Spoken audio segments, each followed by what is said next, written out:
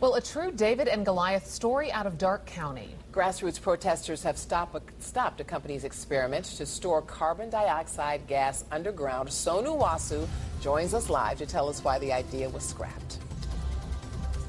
Marsha and Michelle, the protesters' loud voices have been heard.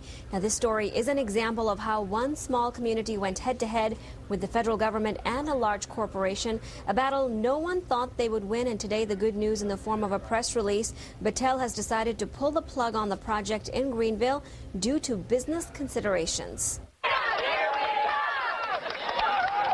It's a very personal victory. Darke County residents react to news that Battelle is pulling the plug on a project that would have meant tons of carbon dioxide injected into the ground of Greenville. This video comes to us from our news partners at the Greenville Advocate.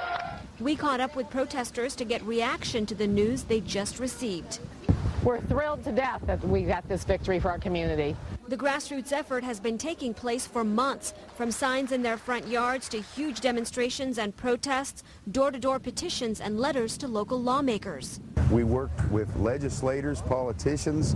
On my side, our office refused to grant permits for testing until certain parameters were met, and those parameters were never met. Protesters have worked hard to educate the community about the risks of storing carbon dioxide underground, pollution of local farmland to aquifers, possibility of earthquakes caused by the high pressure, and devaluation of their property are just some concerns. A lot of people think that CO2 is harmless. In its natural state, it is harmless. But when you put it in its supercritical state, condense it, and inject it into the ground, it has risks. Now their voices have been heard. Greenville Mayor Mike Bowers says the organized effort is a great example of how citizens can make a difference. It's a good lesson for constituents of communities that if they have concerns and have needs, that they let those needs and concerns be known.